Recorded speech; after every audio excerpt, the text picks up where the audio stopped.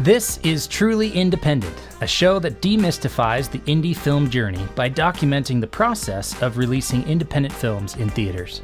Each week, Garrett, Batty, and I, Daren Smith, will update you on our journey, bringing guests to share their insights into the process and answer your questions.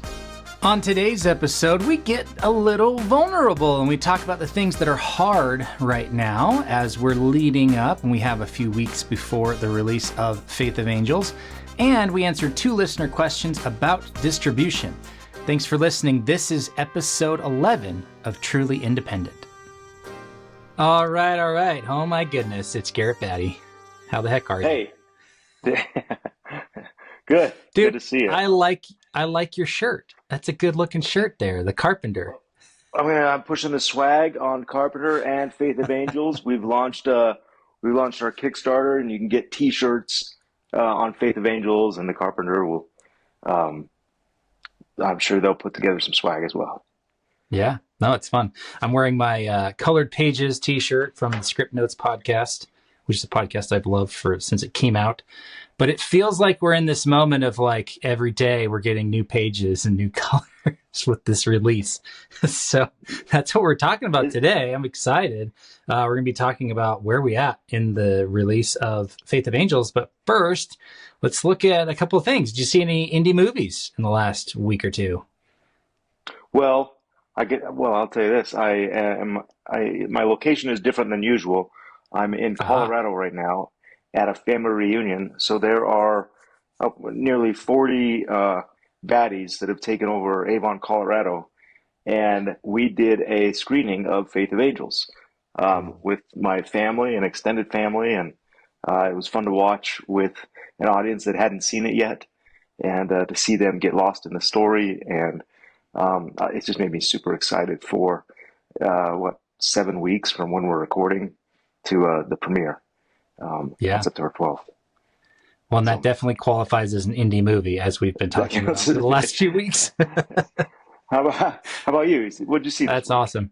Well, I was at a camp with a bunch of youth in our local congregation, local neighborhood. So we were gone Tuesday through Saturday, and then it was playing catch up. So I have not even opened an app or Apple TV or anything to watch something this last week. So I have some repenting to do, and I've got some makeup videos to watch this week. I definitely will come in next week with something independent that I've watched. So apologies, listener. You come to us for the goodness of what indie films. I'll tell you what, though. It was probably 2 or 3 weeks ago that I rewatched Hunt for the Wilder People, which is an amazing film. Taika Waititi. I actually saw it at Sundance when it premiered there, and I was at the opening night or the opening screening that he did. And he and Julian and all the actors were there. And it was hilarious and amazing and such an incredible movie. I've probably watched it 6 or 7 times at this point. I love that movie. It's a little $5 million flick that was filmed out in New Zealand. It's so good. You should watch it. So let's go with that one. Hunt for the Wilder People. That counts. Yeah, Taika's one of Taika's early ones, and certainly put him on the map for the career he's having. Yeah, that was before Thor, so it went from that to I don't think it was Ragnarok. It was the first Thor that he did. No, it was Ragnarok, and then he did Love and Thunder. Crazy. All right. Well, let's look at the box office for this last week. And as Garrett said, it's July 23rd as we're recording this. So we're a few weeks ahead, which is always nice when you're recording podcasts. You want to be a few weeks ahead for those of you that are thinking about launching a podcast. But yeah, weekend of July 19th through 21st. What's the good news? Good news is our model works. This was Twister's opening weekend. They did 81 million, far above any Hollywood projections, which is great for independent film because projections are always sometimes scary and intimidating, and you have to know that, hey, those are projections. Those aren't facts, and there's a chance for everybody. Move down. Number 8 movie is an Indian movie, Bad News. Did 1.06 million on 477 screens. So a 2,200 screen per screen average. Just cleared 1 million and broke the top 10. That is our model. That's what we're doing with The Carpenter. That is what we're aiming for with The Carpenter. 600 screens on November 1st to try to break a million, to try to bring in the top 10. Yeah. I mean, if we Congrats to them. succeed, you just multiply 600 screens by 2,000, that's 1.2, right? And that should easily get us into the top 10 based on the data that I talked about in a previous episode, where it's like if you can do 1.5, you're basically guaranteed. Anything over, like this weekend, the number 10 movie did 722,000. So if you did 750 that same weekend, you'd be in the top 10. You would have beaten them out. So anywhere in that range, 750 to 1.5, could probably get you in the top 10. And that's why we structure our releases that way, with those goals in mind. Like, we don't want to do a $20,000 opening weekend. We want to do a few $100,000. So I'm excited, man. As this releases, we're a month out, but as we're recording it, we're 7 weeks out from the release of Faith of Angels. So that's what we're really diving into today. What are the things that are on our plate? What are we thinking about? What are we working on? And there's a lot that's happening now and that's about to kick off this week and next week. And so I'm excited to dive into it. So Garrett, how are you doing? Are you sleeping? Yeah. No, it's a good question, Darren. And you mentioned your shirt is, these script pages. It feels like we're getting new pages every day. And I think that's where I'm at mentally with this. Yeah, we're 7 weeks out from release, and that just feels like just around the corner to me. I wake up each night, like in the middle of the night, like with just like nervousness and just sweats. Like, oh, what are we doing? Are we going to pull this off? And I'm reminded, like in pre-production, right, when it's just the writer and the script is done, or we're starting to build the team, and we've got that, the white script, and that goes out. And then you start to, you hire your UPM, and the team starts to kind of come together. And I think we're at that stage on the other side of it. So we've got our team that is working. I mean, this week we've added for Faith of Angels, we've added a Utah like PR person, Michelle Moore, who's absolutely incredible and has done the opening for several independent films in the Utah market. So we brought her on, and she's already lit a fire as far as like getting the screen booked for our premiere, and starting this social media campaign in Utah. I'm getting to the details. Right now we're building the team. We're on that white page. It's very early pre-production, but the train is leaving the station. Yeah.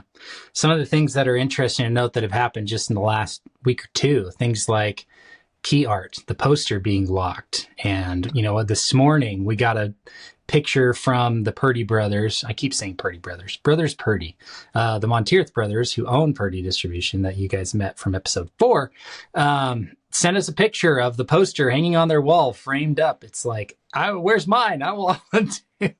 But that was something that just happened. They got that poster in the mail yesterday. So that's what's going to be sent out to all the theaters, so that way they can put them in their theater and people can go, oh, Faith of Angels, I haven't heard of that movie before. Trailer, we're still trying to get locked in with music and with final clearances and all the stuff we need to get the trailer out. What else has happened in the last week or two? Because you've been in it when I was up in the mountains hanging out with a bunch of kids.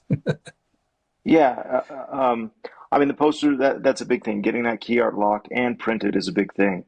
And then once that poster is done, now that poster is done, we've, disseminated the files to the parties that need them. So our social media team has the layered files for the poster, and so they'll start building. Tickets now on sale, banners and whatever. I don't even understand all the terms or classifications that they build, but essentially every asset that is needed to reach out to for social media and websites. They'll have that. The shipping of the posters is another major thing. As Purdy builds their theater list, they'll need to ship those posters out. So they'll be loading those into the tubes. Susan Tuckett, one of our former guests, talked about, making sure that the tubes are well labeled and they get sent out early enough to the theaters that that the posters get hung up in time to really promote the movie. So Purdy's working on that this week. Daren, you mentioned music, and I'd hate to paint the picture that everything is going swimmingly and we're just kind of running the play. There are lots of blue pages and red pages, to go back to the metaphor. We're having an issue right now trying to secure the music for our trailer, and so the dilemma is, at what point do we need to get our trailer out, which is yes 100% right now, but also we haven't secured the music that we need, and so is it worth delaying the release of the trailer, or should we recut a new trailer without music? And we're kind of in that dilemma right now. Yep. That's another one. So.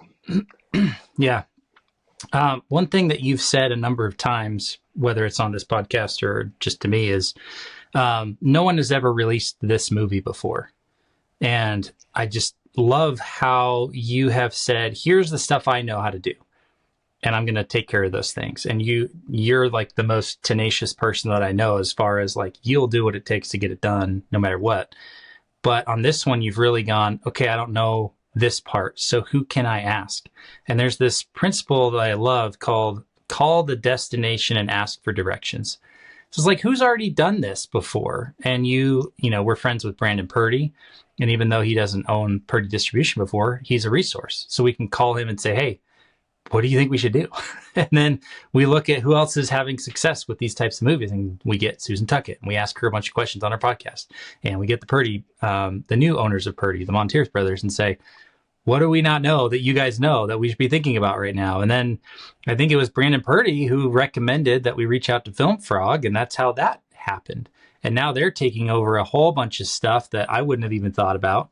And thankfully, they're taking over things like social media and building a new website. And they've got all these connections with group sales and all these things that I'm like, I've never done this before. And for those, if I haven't said it before, this is my first theatrical release.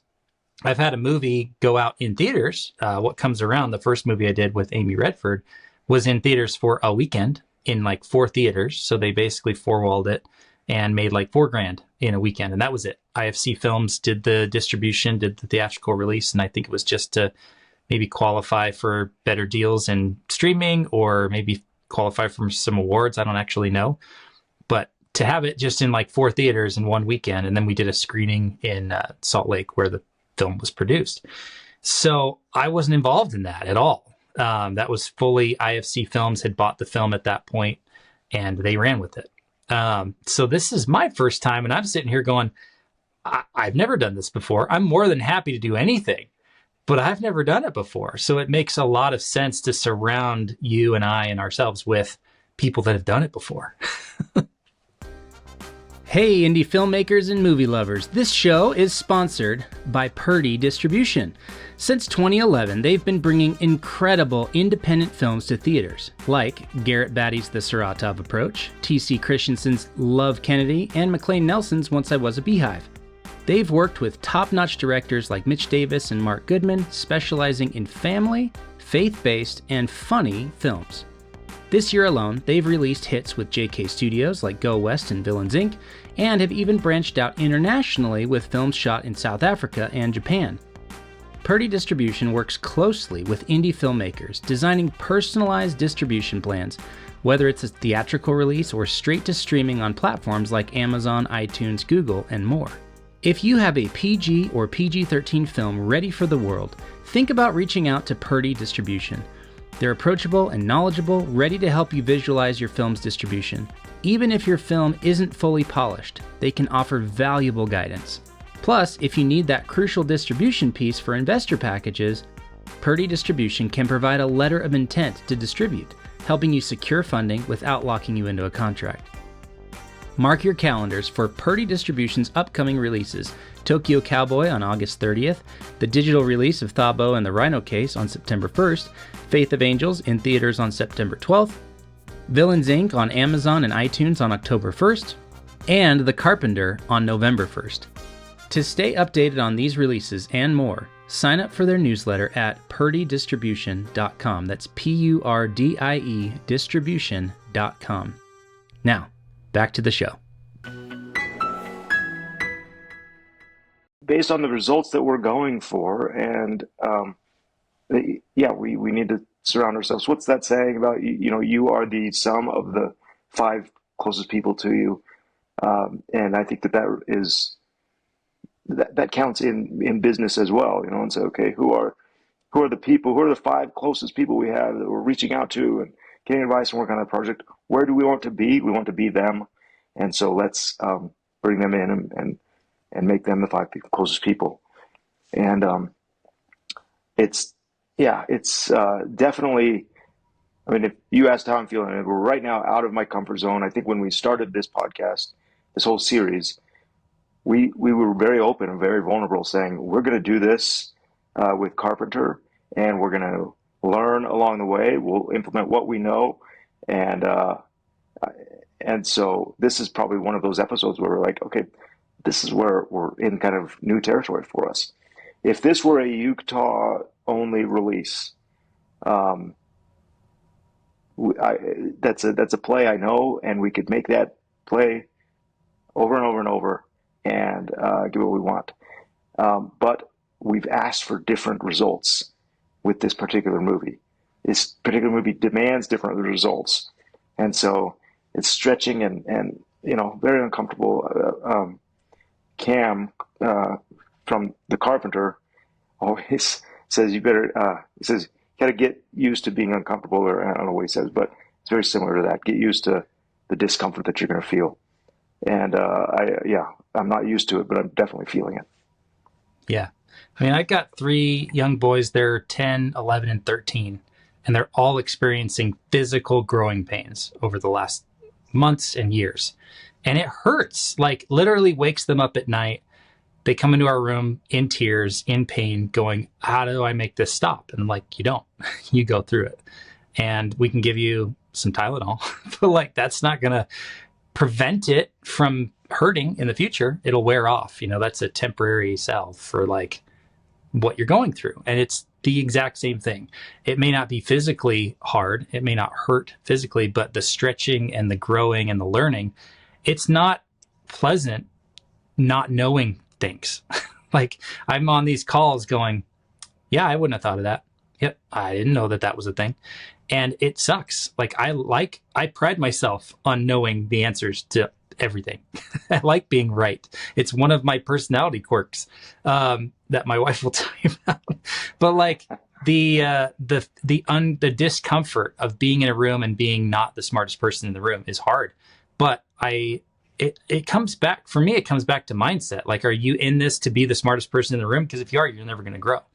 But if you're willing to confront and deal with that discomfort and put yourself in situations where you can grow and stretch and learn, my goodness, imagine how much we're going to learn from Faith of Angels when it comes to the Carpenter, and how much we will have learned after these 2 for the next movie. At some point down the line, you could see, 3 Coin Productions really owning all of that distribution channel because you have done it, and now you can just keep going.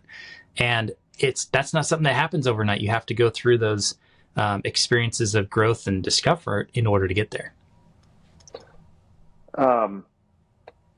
So when I am in that position, just like you're describing, when we're in that growth period as an independent filmmaker, what are things that we can do to make sure that that we do go through those and we end up on the right side of it? When on September 12th, we have to make sure that we're on the right side of this thing. And here we are on July 23rd. We go, it feels like this might be happening, or I wish this went this way, but it hasn't. At the end of the day, September 12th, everything has to be on the right side. What are some, and maybe this is more of a brainstorm episode, but what are some tactics that independent filmmakers can do to just power through? Yeah, I love this question. So the first thing that came to mind, there's a friend of mine named Noah Kagan. He's a brilliant marketer. He was number 7 at Facebook and number 4 at mint.com. Like, he's been in the tech industry for, 2 decades and has built a number of like 7 and 8 figure businesses on his own. So he has this thing he calls quant-based marketing. And usually we only hear about quants when it comes to like the nerdy math guys at an investment firm or a Wall Street firm. The quants is what they call them. And it's the people that are just looking at the numbers and the data all the time. But this idea of quant-based marketing, I think, helps because it gives you something tangible to hold on to. Because I think a lot of the uncertainty comes from not having anything firm to grab onto. It's like, where do you go to get some certainty and some stability and feel like you're on solid ground? And so the way he does it, the way he approaches marketing, for example, he was tasked with getting the first like 100,000 users for mint.com. And he had like 6 months to do it. So he said, okay, well, I could just hope, but that's not a great strategy, as we've talked about on this podcast. Hoping for a good theatrical release outcome is not a good strategy. So what he literally does is he just takes a simple spreadsheet and he says, okay, if I can reach out to these 100 platforms, these 100 news organizations or blogs or websites, and if I can get coverage, well, I can start tracking the actual numbers. And that's something tangible and something firm to hold on to. So he would go, okay, well, maybe TechCrunch will write about this new app, mint.com. And they have 10 million readers. I'm making up numbers here, but okay, if 10 million people are subscribed or read things, maybe 10% will see it. So that's 1 million people. Well, maybe 10% of those will click on it. So that's 100,000 people. Okay, great. So that's 100,000. But that's not enough because maybe his numbers are off. So he repeats that, 10 times and goes, okay, I'm going to go to 10 other individuals or platforms or news organizations or websites and run the same thing. And now he has the plan. Now he can say, okay, if I'm going to get 100,000 users, I'm going to need to have 100 million people see an article about mint.com. And as soon as he crossed that threshold of like 100 million people potentially seeing it, he felt like I've done my work. So the result of that experiment was that he ended up with 1 million users in 6 months for mint.com instead of 100,000. Because like you said, like Brandon Purdy said, you can never do too much when it comes to the release of your movie, website, product, app, film, whatever. So that's the first place that I start with. It's like, okay, well, where do we get some solid ground? And I think it comes down to the numbers. We can look at tangible things like how many people are contributing to the Kickstarter, how many people did the Go Viral campaign, how many people are joining our email list, how many have expressed interest to help promote or fund the release of the movie. And we can go, okay, well, it may not be enough, but it's something. And we can go, all right, what's working? Let's do more of that, less of what doesn't work. And you just keep compounding. Final thought here, because I know I'm saying a lot of words, but the thought that we're going to go from an email list of 7,000 people to 1 million people in 3 months, I think is a little unrealistic. It's possible. If every single person that saw our movie, if we did $10 million between the 2 movies in theaters, and every single person that saw it signed up for our email list, we would have 1 million people on our email list. That's unlikely. My guess is it's going to be more like 10%. So can we get 100,000 people on our email list? I think so. And that's what we're aiming for, right? Then next year and the year after that and the year after that is how we work toward 1 million people on our email list. So I think it's that. I think it's grabbing onto something a little bit firmer than the hope strategy. Yeah, I love that, Daren. And I think when we set out to make a film, like you see this a million times on independent filmmakers, and they're getting ready to make a film, and they do their social media post, right? And it's like, hey, hashtag set life, making a movie, check it out, day one or whatever. Or it's usually not even day one. It's like, just finished my script. I can't wait to start shooting. And you're going, oh, there's a lot of work there that needs to be done before you even get to that point. Or even, day one, hey, set life, look at us making a movie, we're doing it. And there's this emotional buzz, this emotional like euphoria. You're like, oh, okay, we're now riding high on emotion. And after day 5 on set, you're exhausted and you're like, this is nuts. Like, I don't want to post anything. Isn't our movie done yet? And so that emotion, that high wears off. and you go, what do I have? What is going to get me to the next thing? And I think, as you've described, if you have a play, when you're in a clear headspace and you've made the play, you're just running the play, regardless of emotion. The second token that you're talking about, or the second key element, is the data. And you go, okay, we're now all emotion removed, and that should be the case with any decision. So look at the data. Let's not make film releasing should not be an emotional driven decision. It should be data driven. And so we say, okay, what is working? We go, well, we released our Unlock the Trailer campaign for this. I got almost 2,000 emails in 2 weeks. That's a big thing. Data-wise, as exciting as that is, data-wise, that's also that's a key indicator that is working. So on 7 weeks out from releasing the movie, when the emotion is like, I can't do this anymore, the data goes, not only can you, but you have to in order to get to September 12th. And here's where you need to do that. Yeah. Well said. That's helpful. There's something else that came to mind. I'll try to keep this one quicker, but are you operating in the realm of reality? Because I think a lot of the times we cause the grief ourselves by saying, oh, well, it's not going to be a $10 million opening weekend, so it's not even worth it. Or I'm a failure because it didn't break the top 10 or didn't make 10 million or whatever. That's some arbitrary number. You and I came up with these truly arbitrary numbers. They're goals, but it could be any number. It could be $1 and then we'd be successful. Or it could be $100 million opening weekend and we would fail miserably, right? Because both of those things are kind of outside of the realm or the spectrum of reality that we're looking at. And so the other thing that we do is constantly check ourselves by saying, okay, before we even come up with the strategy, what's possible? What if other films in this genre done? Yeah. And go, oh, a $1 to $10 million release is very feasible. We can look at Erwin Brothers releases and other movies that are in the faith-based space and go, yeah, 5, 10, even, I can only imagine, did 83, which was a massive breakout success that I think is enough of an outlier to not include in the data and say, let's not let that skew our goal and our numbers here.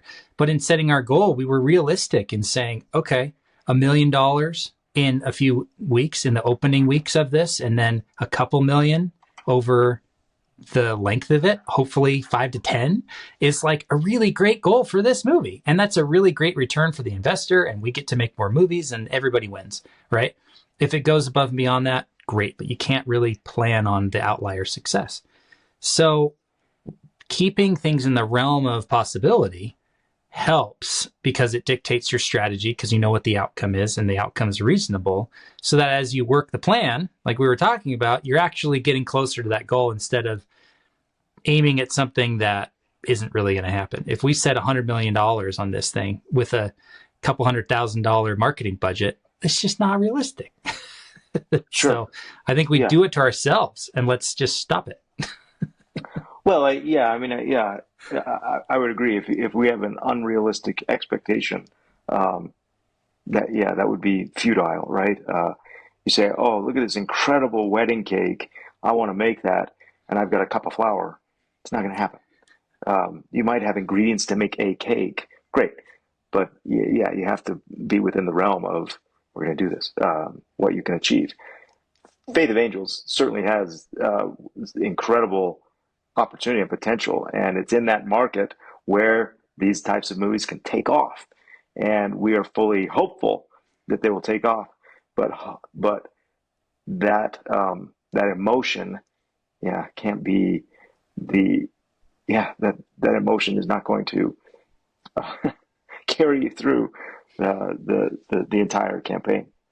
Brandon Purdy always says, "Don't believe your own hype." When we released Saratov, and it did $1 million in 5 weeks on a few screens in Utah, which is great. That's a lightning bolt. That was our first film release, and we thought, hey, how's this?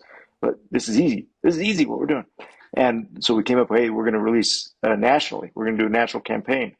And so the the out, I guess the public facing information was January, Stereotype Approach is going national, which was great. It was October when we released it. It was in theaters for 6 weeks in Utah, and then we kind of pulled it down. We didn't request any holdovers. We said January we're going national, and our supporter, our investor, was very excited about that, and rightfully so. But wanted to know, hey, why he wasn't seeing the banners on the New York City subway, and and saying, why aren't we? When do you want me on the Today Show? I go, okay, that's not going to happen. Yeah, so just don't believe your own hype. Brandon would always say, we're going to open nationally, but we're still within the realm of limited resources, independent film, and we did well with that mindset. Yeah. It makes me think of, I've had a lot of conversations recently since we launched this podcast with filmmakers. I spend time online. I'm on LinkedIn and Instagram and X.com. And so I get DMs and questions from filmmakers a lot.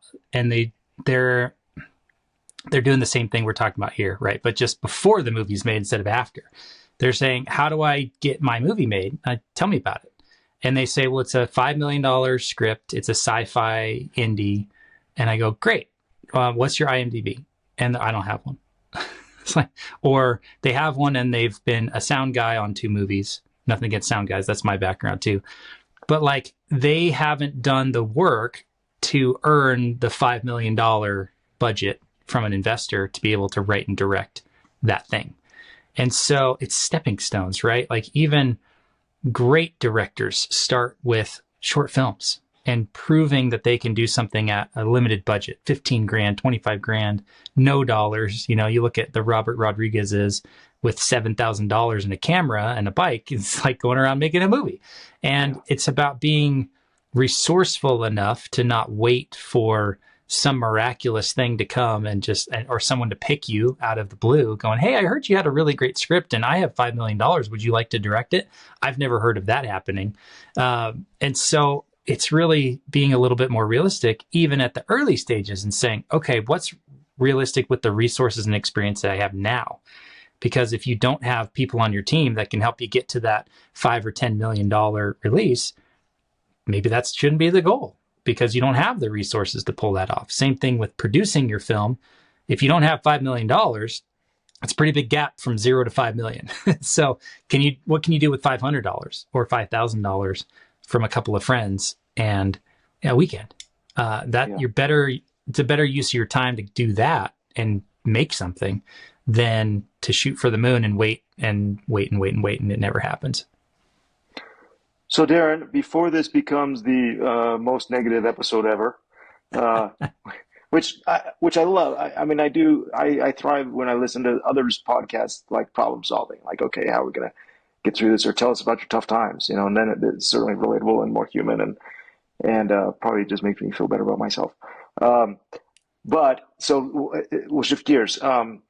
We had a recent meeting on Faith of Angels with our distributor, and Purdy has done a great job.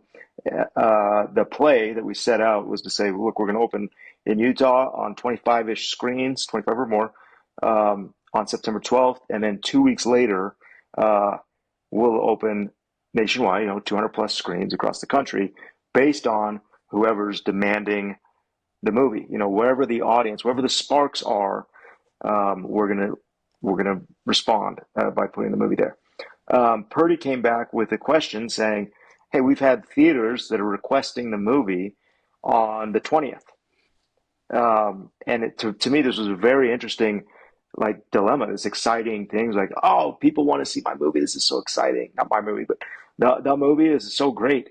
But the dilemma is, if we open it on the 20th, we don't have, our marketing hasn't directed people to go to the theaters on the 20th.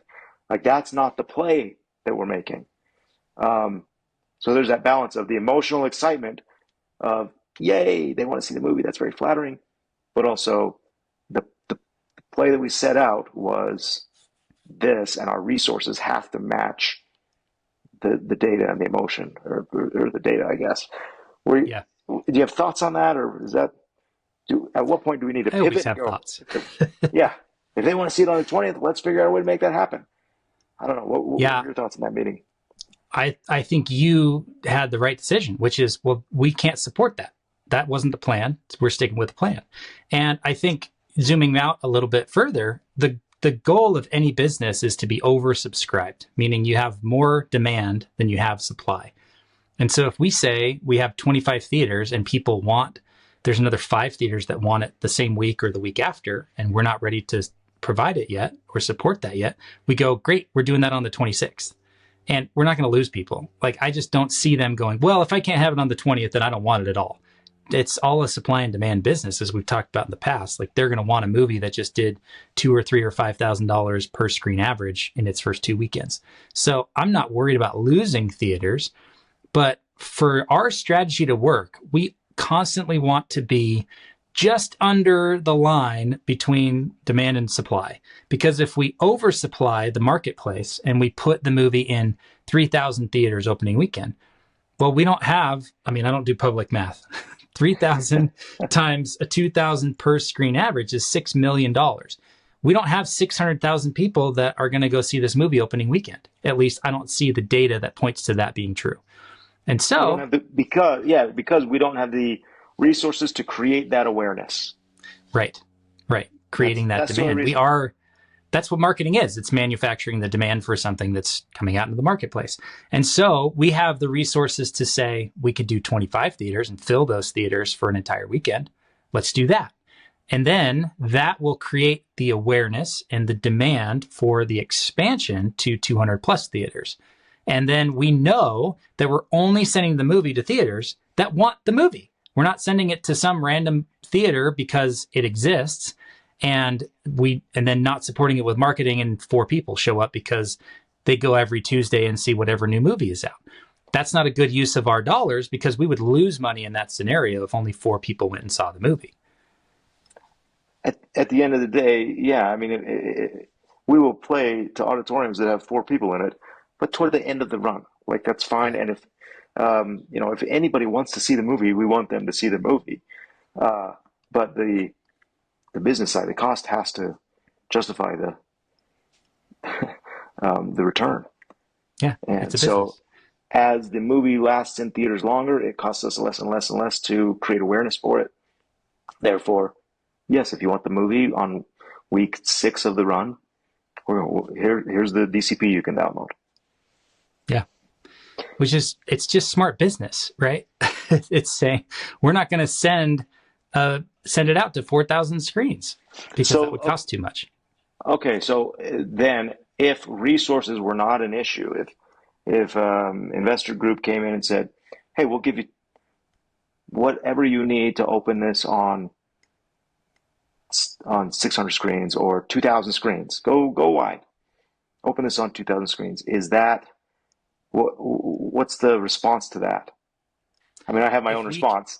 My response goes back to this concept of oversubscribed. If we could show that we have that many people that want to see a movie opening weekend, that it can be profitable, then I say go for it. But we don't have that data. And so what we would need to set up is ways to do pre-sales or register your interest by putting your name on an email list saying, I want to be notified when the film comes out, or it's our own email list. If our email list had 250,000 people on it, and every single one of them were opening every email and they said they wanted to go see the movie, that's data. But right now, we don't have the data showing tens of thousands or hundreds of thousands of people interested right now. And so there's 2 sides of it. You could manufacture the demand so that you're constantly above the supply. So if your supply is 2,000 screens, and each one of those needs 200 people to go see the movie that weekend, that equals at a $10 ticket, that's your $2,000 per screen average. So you're doing 2,000 screens times 200 people is 400,000 people. Yeah. So if we could show that there's demand from at least 400,000 people, I would say go for it. But if we can't show that in any tangible way, going back to what we first talked about, having something firm to hold on to, if we don't have that data, then we're spending money and hoping people show up, and that's a great way to lose money. Yeah. But what's your take on it? That's my take exactly. And yeah, you said it perfectly. Um, if in order to show that there is demand, then it's a matter of pouring some fuel on social media very quickly, saying, let's just not talk to our own email list. Let's now reach out and essentially find new customers, which is a very expensive process. We find new customers, tell them about the movie, determine their interest, and then we get to see if we can come up with that 400,000 people on opening weekend that want to see the movie. This movie wasn't designed for that type of demand, and so it would definitely be a very pivot. It would be a significant pivot. Um, so I would probably pass on that deal. If if it were an angel investor, great. If it were somebody that wanted a return, would say you can't make a return that way. Yeah. Yeah. To be clear, if you have that kind of money and you want to talk to us, like we will take Yeah, your that's call. true. Please call Garrett Let's at stop. We got 805. other ideas. We got other movies that are designed for that. Right. But yeah, I think it to kind of put a period on that thought, Yeah. you would have to figure out what's the way we're going to measure that demand. And my favorite way is with dollars. Like instead of just having someone like an Instagram post, that doesn't mean they're going to show up to the theater. It's kind of a vanity metric. Oh, well, the post got 2 billion impressions, but we sold 4 tickets. So the impressions don't matter. What matters is people buying tickets. And so I would have a mechanism where right now we're 7 weeks out. So we're already kind of past the point of this working. But like if we were a month ago and someone came to us and said, we want to actually support the release at 2,000 screens, I'd say, great, 8 weeks out, we need to have pre-sales open up at all the 2,000 theaters. And so we can buy tickets. And maybe we start with 500 and then we expand and expand in the run up to the release. And then we end up with 2,000 screens if the demand is there. And we can support it because we have the money in the bank. But I would say, aside from someone actually buying a ticket, that's the only measurement that I would care about as far as do we have the demand to support a wider release? It's fun to kind of process and think, and I think that there's a lot of value in brainstorming and going, okay, what is this movie? What do we want our future movies to be, and how do we get from small to big, and or then big to super wide? And Yeah. we're going from small to big right now, which is super fun and scary, and it makes for a good episode, hopefully. Yeah. And I mean, I hope people watch this, but like I've been all smiles the whole time. Like I'm excited for this, and I am very confident that this movie will be profitable just from its theatrical release. And the reason I'm excited for that is because my friend Carl Richards says this line, profit equals permission. And so if we can create profitable outcomes for ourselves and for the investors, especially, that means we get to make more movies. And that's what this is all about. Like, yes, we want to see our movie in theaters with all of our friends and family, but it's really just so that we can make more because we love the process of making movies. And so I'm very, very confident with the team we have, with the strategy we have, and running the play as we have been so far. This is going to end up being a very profitable endeavor. And then we got the Carpenter run on its back. And it's going to be a great year. Garrett, at some point this year, maybe November 1st, might be the only weekend, but at some point, we're going to have 2 of your movies in theaters at the same time. I mean, besides like Spielberg and Tom Cruise, who else can say that? Like that's pretty freaking awesome. No, it's exciting, and if we look into the emotional side of it, it's fun to feed that emotion a little bit. Yeah. And I'm Well, we all got smiles 2. too. I'm fully confident in this movie, and the data is supporting what we're doing. Amazing. Sorry, I didn't mean to step on you there. No, We that's do have okay. 2 quick questions from listeners. So we thank you guys for sending those in. If you want to send in questions, be sure to head over to 3coinpro.com/podcast. Get on the email list. We send out every single week. We send out an email with last week's episode or this week's episode, and then you can ask questions. So you just hit reply, and it goes right to Garrett. So the first one really ties into our discussion today, and it's why choose certain theaters over others. Yeah, which factor? Yep. Um, yeah, right, Darren. I think that's what we've been talking about today, and throughout the rest of the podcast. One for this, specifically in our with Faith of Angels, we are choosing theaters that have proven themselves The data is there on past films of a similar genre, similar audience, that have performed well on opening weekend. And if they meet a certain threshold, Purdy is booking them with our movie. If they don't meet that threshold, don't get the movie. Yeah, they can be part of the expanded release, but it's not the opening, right?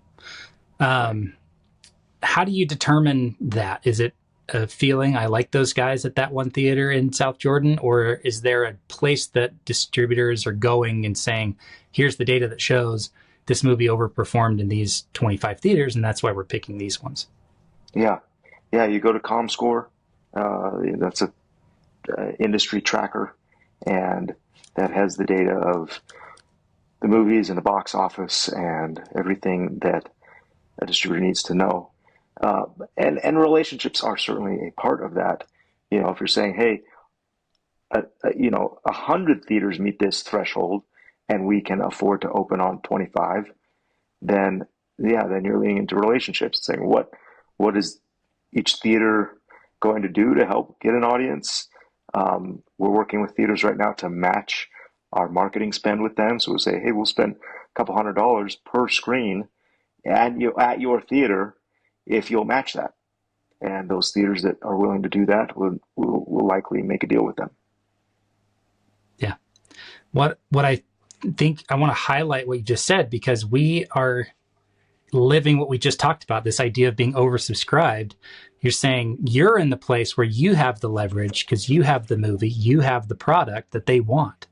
And by limiting the supply, you're able to then say, okay, I get to choose the 25 theaters I want to work with at the opening. And now you have the leverage of like them bringing some marketing to the table and them bringing some dollars to the table and them helping with the release instead of just putting it on a screen for you. How cool. And it just goes to show you don't have to be, the biggest movie opening weekend. You don't have to be Twisters this last weekend or Despicable Me or Inside Out in order to command that sort of leverage if you understand and implement this principle of being oversubscribed. So it ties into our other question, which is, what's the approach for international for indie films? And I think it is very similar. It's like, is there a demand for it? And if so, we can meet that demand, right? Yeah, absolutely. We want whoever we work with to win. We want them to do well. And if it's a local theater saying, can I play the movie? We want them to do well. And if having them wait for a little bit will help them do better because there'll be an awareness for the movie, then we encourage them to wait. Then we require them to wait. But hopefully that feeling is reciprocated as well. They want our movie to do well. Internationally, same thing. We anytime I release a trailer online or some sort of indicator that a movie is coming out, I'll get half a dozen pretty standard emails from international aggregators. Say, hey, we heard about your movie. We're very interested in it. Usually it doesn't mention the title of the movie or anything because it's a copy-paste letter for every independent filmmaker out there. And you kind of sort through those until there's an actual name that somebody you can talk with. But again, it's about, for me, international releases has been about developing a relationship with an international distributor that has that same feeling of wanting to do well. Both of us, they want the movie to do well. We want them to do well. And there are terms in place to support that plan. Yeah. One thing that we've already seen as we've had some of these conversations with international distributors, with digital distributors, is it's like, okay, but there's a lot of demand for the movie. We could point to half a dozen people that have reached out to us. Why should we give it to you? Right. And then all of a sudden, we're again flipping the table around and going, we have the control here. We have the leverage. We have the movie. So if you see value in it, prove it. Like maybe you're bringing some marketing money to the table, or maybe you're saying, I can guarantee this much. It's a minimum guarantee that we're bringing to the table. And they may not hit it, but at least we can then go, okay, we know that this person sees $2 million of value in the marketplace, whereas this one hasn't given us a minimum guarantee. Maybe we don't have as much trust and faith in them because they're not giving us numbers. And so again, it just goes back to, if you really believe in what you're doing and you have created a good product, you have the leverage. You need to act like it. Not you, Garrett, but you, filmmaker, generic, the royal you. Filmmakers, like you got to believe in your project and treat it like you have all the value. You hold the leverage, and that people need to come. If they want to partner with you, they got to bring something to the table. So I just love that you're living all of these principles that I talk about all the time to all these other filmmakers, because they're true principles, and it just reinforces that. It's a fun process for sure, and I'm glad we get to do it. Yeah, me too. All right, man. What an episode. I think this one might garner some good responses and some good feedback. So thank you all for listening. Thank you for another great episode, Garrett. And I'm sure we'll be talking in a few minutes about the next thing that needs to get done for our movie. Yep. No sleep until September 12th. Thanks, Daren. Awesome. Thanks, man. Thank you. Episode of Truly Independent. To join us on the journey, be notified of new episodes and screenings, and ask us questions about today's episode, head over to 3coinpro.com/podcast and put in your name and an email address. If you're a fan of the review on your favorite podcast app, and be sure to share this episode with a friend. Thanks for listening, and we'll see you next week. Our intro and outro music is Election Time by Kjartan Abel.